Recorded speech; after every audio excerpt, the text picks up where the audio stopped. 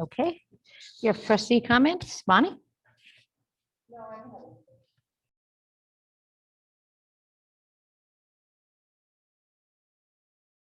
I just wanted to say welcome to Dr. Taylor, and I'm looking forward to a number of fun years coming up, so really excited. Yeah, I wanted to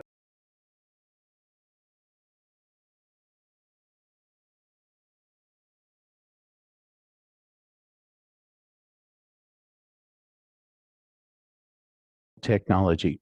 Okay, I wanted to thank all the school employees that are getting schools ready for the fall, and also for all the staff and teachers that are providing services for our kids, enrichment and academics during the summer. So I appreciate their efforts to get kids caught up that missed school during COVID. Andrew? Well, I too want to welcome Dr. Taylor as our superintendent. Very exciting.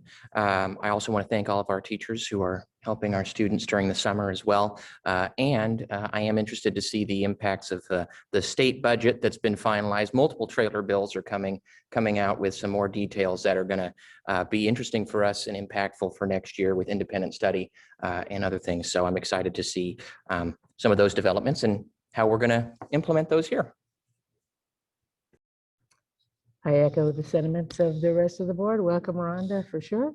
I also want to hope that all the people who aren't on our panelist, our attendee list, are having a great vacation. I know I've seen that several people are out of town and in exotic places, and so that's really nice to know that they're getting some downtime. Also, thank you so much to everyone who's working hard with the summer program. Okay, we have an opportunity to hear from the public.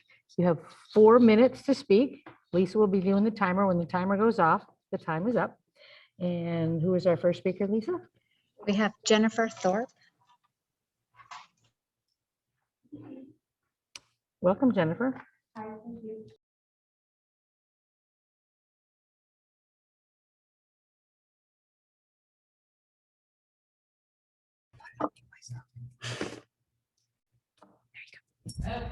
Better? Go ahead. All right.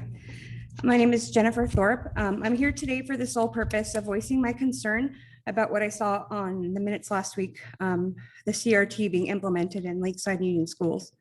It is no secret that schools, whether it be teachers, counselors, or peers, shape the way our children interact on a day-to-day basis. During the COVID shutdowns, it was quite clear that parents probably appreciate the school and their function more when they had to take on the role as teacher, peer, and parent. We have a lot to say about our children and what we think is best for them. We want to make sure they become better people, successful and hardworking. This is the very reason I believe we have missed the mark when it comes to even thinking about teaching critical race theory or the equivalent in our schools. The fundamental intrinsic idea that our institutions are inherently bad because of their founders leads many to believe their opinions have no place in the classroom in the first place.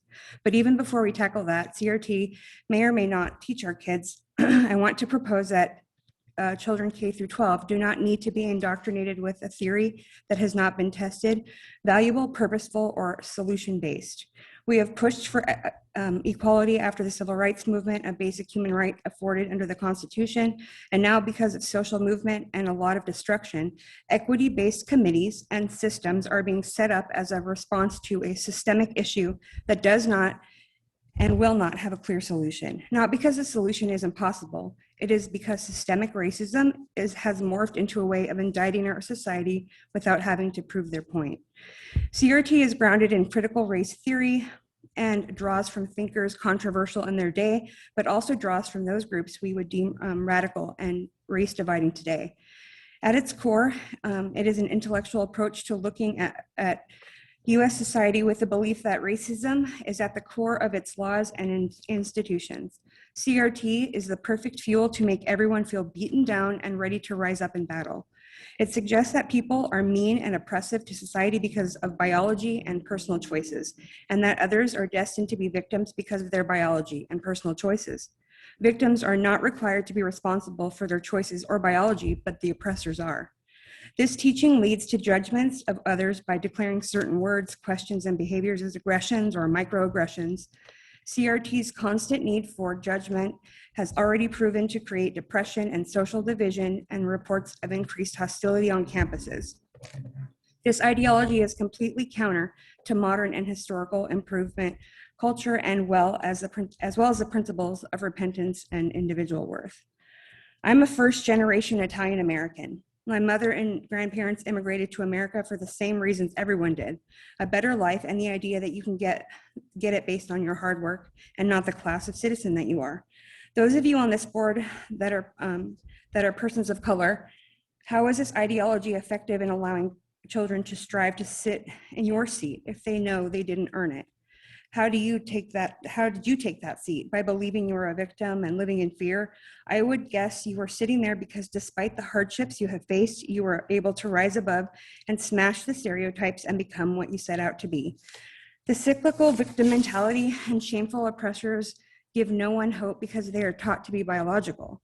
How more to oppress a child than to tell them they have a problem they can't solve because of something they can't change? My child is more than his biology. He is more than obstacles that get in his way. My son will know and believe that he is a success because of his hard work and character. Thank you.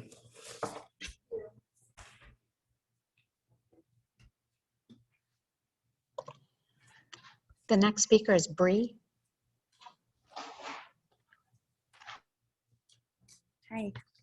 Good afternoon. As of today, 5 states have banned critical race theory in all its forms and names from being taught in their schools, and over a dozen more states have proposed legislation to do the same.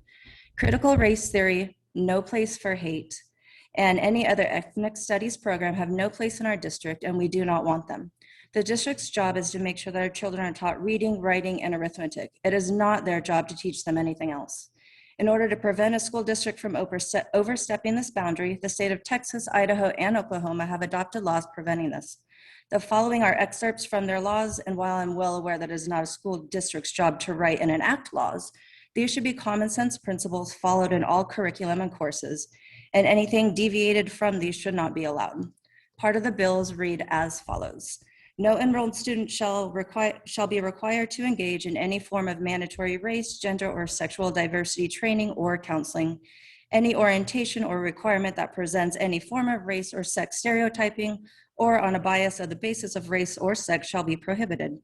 No teacher or employee of a school district shall make part of a course the following concepts: that one race or sex is inherently superior to another race or sex, that an individual by virtue of his or her race or sex is inherently racist, sexist, or oppressive, whether consciously or unconsciously, that an individual should be discriminated against or receive adverse treatment solely or partly because of his or her race or sex, that an individual's moral character is necessarily determined by his or her race or sex, that an individual by virtue of his or her race or sex bears responsibility for actions committed in the past by other members of the same race or sex, that any individual should feel discomfort, guilt, anguish, or any other form of psychological distress on account of his or her race or sex, or that traits such as hard work ethic are racist or sexist or were created by members of a particular race to oppress members of another race.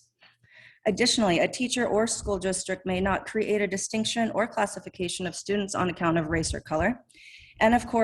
And no course of instruction shall compare students to personally affirm, adopt, or adhere to any of these tenets identified.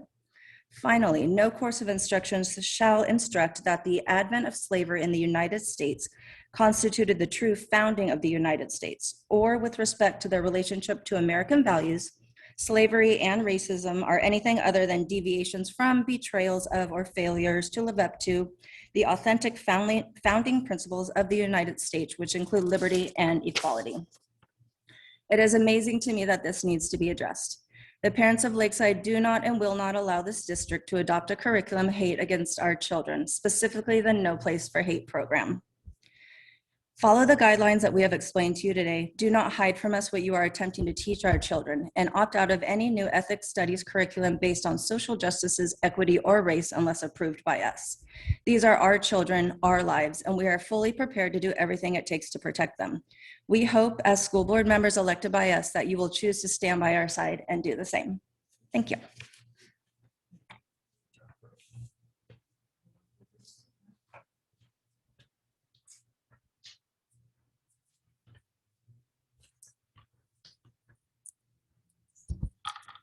Okay. Would someone like to designate the consent agenda? Somebody have to make that motion? I think Andrew's going to do it. I will make a motion to designate the items to the consent agenda. I'll second it. Aye. Aye.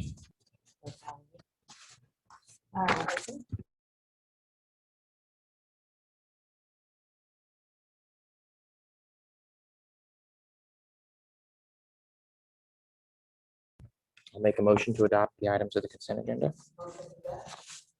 I need to let the board know that item 4.5 needs to be. Okay.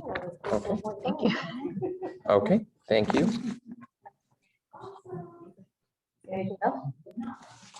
That's the only item that we need. I got it. I got it. For you. I accept the amended motion. Aye. Aye. Okay, let's talk about 4.5 because Aaron would like. So item 4.5 is a side letter with CSCA. I just was notified this morning that they were unable to ratify it as of right now. Their intent is to get that ratified by sometime next week. So we just need to table this item. Will be placed on a future agenda. Perfect. Thank you, Aaron.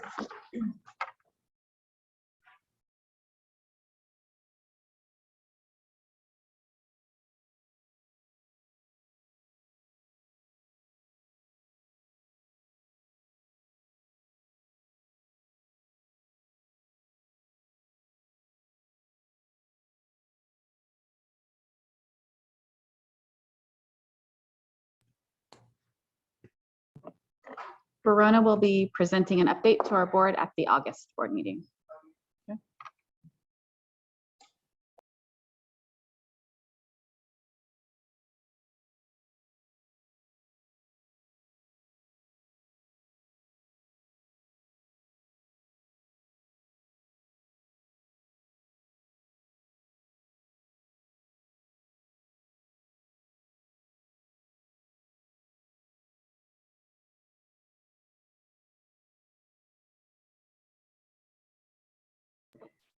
We don't currently have any, but we have in the past. So this is just putting it in place in case we need to do that in the future.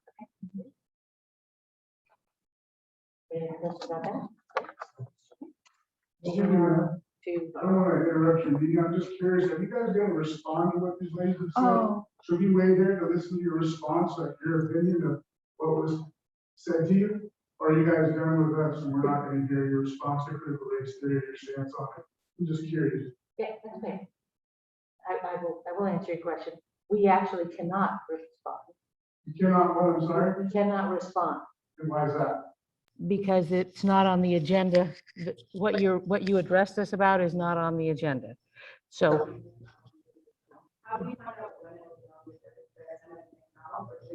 the agenda is always posted by the Monday before the board meeting. It's usually posted by the Friday.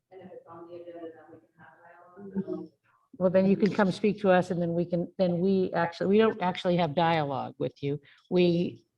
So you would come speak to us and then whatever's on the agenda, then we would speak with each other. But we would not have dialogue with you. You can. So you could, all of our email addresses are on the district website and some of our phone numbers are. No, critical race theory has not been on an agenda. Again, I can't have a conversation. Okay. Thank you for coming. Or the next one, I think, was this first reading is requested of the board policy 3452, student activity funds. Nothing special there.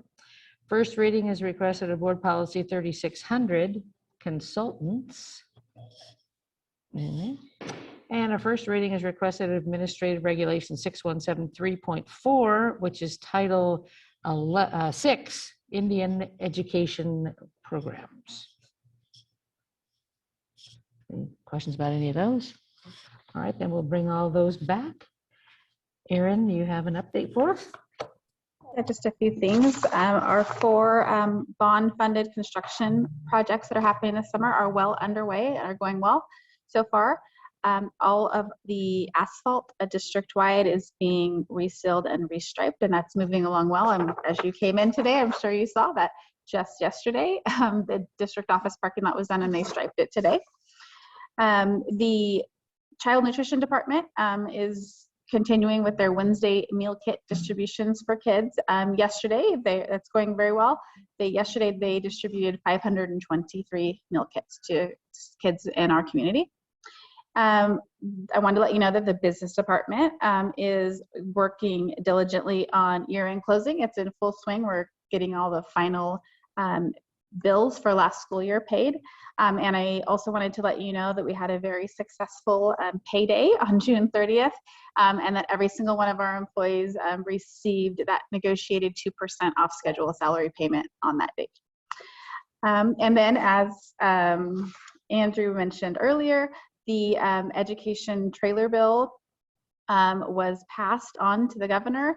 The trailer bill language was released just this week on July 5th. It is presented as a joint assembly Senate Bill 130.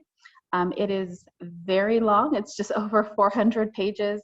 There are very significant changes related to activities that we do. We're going to be having to revise our policies for things like independent study, for transitional kindergarten, and many, many other things where the ed code is being amended. So we will continue to analyze all those details. We're attending workshops and getting guidance from county office and various agencies.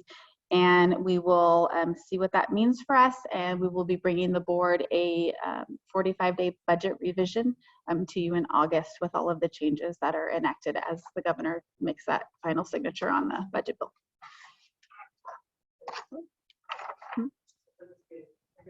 I know. Purple's back again. I don't know why that happens. Thank you, Erin. Dr. Taylor.